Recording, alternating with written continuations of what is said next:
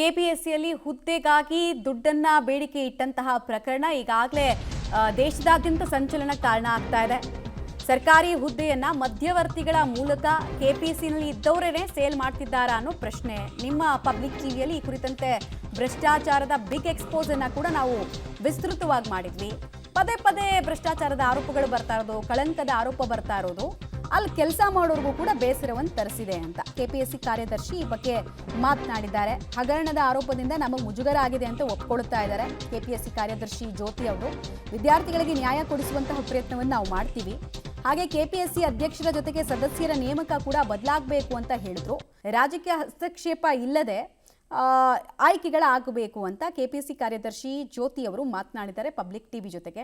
But ಎಲ್ಲರದ್ದು ಪ್ರಶ್ನೆ ಇರೋದು ಇಷ್ಟೇ, UPSCನಲ್ಲಿ ಎಕ್ಸಾಮ್ ನಡೆಸಬೇಕಾದ್ರೆ ಪ್ರಾಬ್ಲಮ್ ಆಗಲ್ಲ, ಬಟ್ KPSC ಅಂತ ಬಂದಾಗ 2011ರಿಂದ ಇದೇ ಕರ್ಮವನ್ನು ನೋಡ್ತಾ ಇದೀವಲ್ಲ, ಹಣೆ ಬರಹ ಬದಲಾಗೋದು ಯಾವಾಗ ಅಂತ ಈ ಪ್ರಶ್ನೆನ ನಾವು ಮುಂದಿಟ್ವಿ. ಅವ್ರು ಏನು ಹೇಳಿದ್ದಾರೆ ಕೇಳಿಸ್ಕೊಳ್ಳೋಣ. ನಮ್ಮ ಜೊತೆ KPSC ಕಾರ್ಯದರ್ಶಿ ಆಗಿರುವಂತಹ ಜ್ಯೋತಿ ಅವರಿದ್ದಾರೆ, ಮಾತಾಡ್ಸೋಣ ಅವ್ರನ್ನ.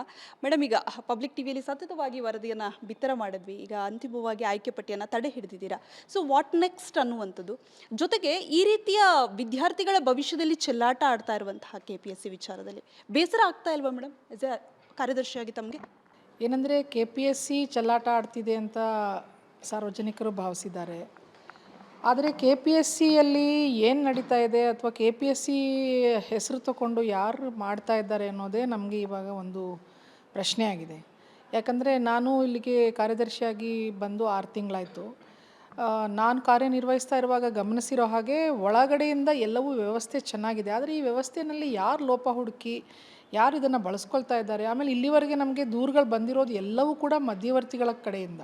ಸೊ ಈ ಮಧ್ಯವರ್ತಿಗಳಿಗೆ ಯಾರು ಸಹಾಯ ಮಾಡ್ತಿದ್ದಾರೆ, ಒಳಗಿನಿಂದ ಯಾರಾದರೂ ಸಹಾಯ ಮಾಡ್ತಿದ್ದಾರಾ ಅನ್ನೋದನ್ನು ಕಂಡುಹಿಡಿಯೋಕ್ಕೋಸ್ಕರನೇ ನಾನು ಇಲ್ಲಿವರೆಗೆ ಬಂದಾಗಿಂದ ಒಂದು 5 ದೂರುಗಳನ್ನು ನಮ್ಮ ವಿಧಾನಸೌಧ ಪೊಲೀಸ್ ಸ್ಟೇಷನ್ನಲ್ಲಿ ದಾಖಲು ಮಾಡಿದ್ದೀವಿ.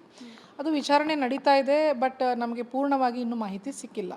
ಅದ್ರ ಮಧ್ಯೆ ನಾವು ಕೆಲಸ ನಿಲ್ಲಿಸೋಕ್ಕಾಗಲ್ಲ ಅಂಥೇಳಿ ಈಗ ಹಿಂದೆ ನಡೆದ ಎಕ್ಸಾಮ್ಗಳು, ನಾನು ಬರೋ ಅಷ್ಟರೊಳಗೆ ಸುಮಾರು ಎಕ್ಸಾಮ್ಸ್ ನಡೆದಿತ್ತು, ಅವುಗಳ ಎಲ್ಲ ಫಲಿತಾಂಶವನ್ನು ಬಿಡುಗಡೆ ಮಾಡಲಿಕ್ಕೆ ನಾವು ಸ್ವಲ್ಪ ತುರ್ತುವಾಗಿ ಕ್ರಮ ತಗೊಂಡು ಮಾಡ್ತಾಯಿದ್ದೀವಿ. ಆದರೆ ಇದ್ರ ಮಧ್ಯೆ ಪ್ರತಿಯೊಂದು ಎಕ್ಸಾಮ್ನಲ್ಲೂ ಈ ಥರದ್ದು ಆರೋಪಗಳು ಬರ್ತಾ ಇರುವಾಗ ನಾವು ನೋಡಿದ್ದೀವಿ ಬಹಳ ವರ್ಷಗಳಿಂದ. ಆದರೆ ಅದ್ರ ಬಗ್ಗೆ ಒಂದು ಕ್ರಮ ಆಗಬೇಕು ಅನ್ನೋಂಥದ್ದು ನಮಗೂ ಇದೆ. ಬಟ್ ಕ್ರಮ ತಗೊಳ್ಳೋಕ್ಕೆ ನಮ್ಮ ಕೈಯಲ್ಲಿ ನಮ್ಮ ಹಂತದಲ್ಲಿ ಏನಾಗುತ್ತೋ ಅದು ನಾವು ಮಾಡೇ ಮಾಡ್ತೀವಿ. ಆದರೆ ಇದನ್ನು ಹೆಚ್ಚಿನ ಮಟ್ಟದಲ್ಲಿ ತನಿಖೆ ಆಗಿ ಯಾರು ಇದನ್ನು ಮಾಡಿಸ್ತಾ ಇದ್ದಾರೆ ಅಥವಾ ಮಾಡ್ತಾ ಇದ್ದಾರೆ ಅನ್ನೋಂಥದ್ದು ಗೊತ್ತಾಗಿ ತಪ್ಪಿತಸ್ಥರಿಗೆ ಶಿಕ್ಷೆ ಆದರೆ ಮಾತ್ರ ಒಂದು ಏನಾದರೂ ಒಂದು ಸುಧಾರಣೆ ಆಗುತ್ತೆ. ಅದು ಬಿಟ್ಟು ಕೇವಲ ಇದು ಪ್ರತಿ ಸಲನೂ ಆರೋಪ ಆಗುವಂಥದ್ದು ಆ ಥರದ್ದು ನಮಗೂ ಅಷ್ಟೇ. ಮೊನ್ನೆ ಕೂಡ ಆರೋಪ ಇಲ್ಲ ಮೇಡಮ್, ಇದರಲ್ಲಿ ಕುಲ್ಲ ಒಬ್ಬ ಏಜೆಂಟ್ ಮಾತಾಡ್ತಾರೆ, 99% ನಾನು ಗ್ಯಾರಂಟಿ ಕೊಡ್ತೀನಿ ಜಾಬ್ಗೆ, 80 ಲಕ್ಷ ಕೊಟ್ಬಿಡಿ ಅನ್ನೋ ರೇಂಜಿಗೆ ಬೆಳೀತಾರೆ. ಅಂದರೆ ಜೊತೆಗೆ ಆ ಪಟ್ಟಿ ಹೇಗೆ ಸಿಗುತ್ತೆ ಮೇಡಮ್, ಬ್ರೋಕರ್ಸ್ಗಳ ಕೈಯಲ್ಲಿ ಹೇಗೆ ಹೋಗುತ್ತೆ? KPCC ಅಧಿಕಾರಿಗಳೇ ಶಾಮೀಲಾಗಿರಲೇಬೇಕಲ್ವಾ?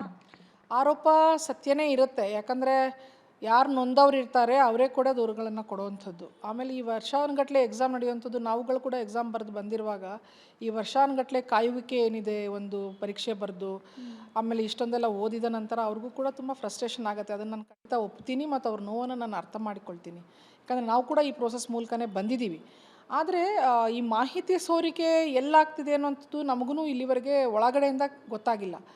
ಜೊತೆಗೆ ಗೊತ್ತಾಗಬೇಕು ಅಂತಂದರೆ ಈ ಕೇಸ್ಗಳೇನು ದಾಖಲು ಮಾಡಿದ್ದೀವಿ ಅದಕ್ಕೆಲ್ಲ ಒಂದು ತಾರ್ಕಿಕ ಅಂತ್ಯ ಆಗಬೇಕು. ಅವರು ವಿಚಾರಣೆ ಮಾಡಿ ನಮಗೆ ಅದನ್ನು ಕೊಡಬೇಕಾಗತ್ತೆ. ಇಲ್ಲಿವರೆಗೆ ಅದು ಆ ಥರದ್ದು ಏನೂ ನಡೆದೇ ಇಲ್ಲ, ಕೊಟ್ಟೇ ಇಲ್ಲ ಅಂತಂದರೆ ನಾವು ನಮ್ಮ ಹಂತದಲ್ಲಿ ಕ್ರಮ ತಗೊಳ್ಳೋದು ಕಷ್ಟ. ಕೇವಲ ದೂರು ದಾಖಲು ಮಾಡೋದ್ರಿಂದ ಏನೂ ಆಗಲ್ಲ. ನಮಗೂ ಮುಜುಗರ ಆಗ್ತಾಯಿದೆ. ಈ ಥರ ನಿಜವಾಗಿಯೂ ಭವಿಷ್ಯದಲ್ಲಿ ಯಾರು ಎಕ್ಸಾಮ್ ಬರೀಬೇಕಂತಾರೆ ಅವ್ರಿಗೆ ಇದು ಯಾವ ರೀತಿಯ ಸಂದೇಶ ಹೋಗುತ್ತೆ, ಒಂದು ಒಳ್ಳೆ ಸರ್ವಿಸ್ ಮಾಡಬೇಕು ಅಂತ ಬರೋವಂಥ ವಿದ್ಯಾರ್ಥಿಗಳಿಗೆ ಯಾವ ಸಂದೇಶ ಹೋಗ್ತದೆ? ನಾವು ಈ ರೀತಿಯ ಸರ್ಕಾರಿ ಸಂಸ್ಥೆ ಸಾಂವಿಧಾನಿಕ ಸಂಸ್ಥೆಯಾಗಿ ಸರ್ಕಾರದ ಹೊರತಾಗಿ ಕೂಡ ಅಷ್ಟೊಂದು ಅಟಾನಮಿಯಿಂದ ಕೆಲಸ ಮಾಡುವಂಥ ಅಧಿಕಾರ ಇದ್ರೂ ಕೂಡ ಈ ರೀತಿ ಆಗುವಂಥದ್ದು ಭಾಳ ವಿಷಾದನೀಯ.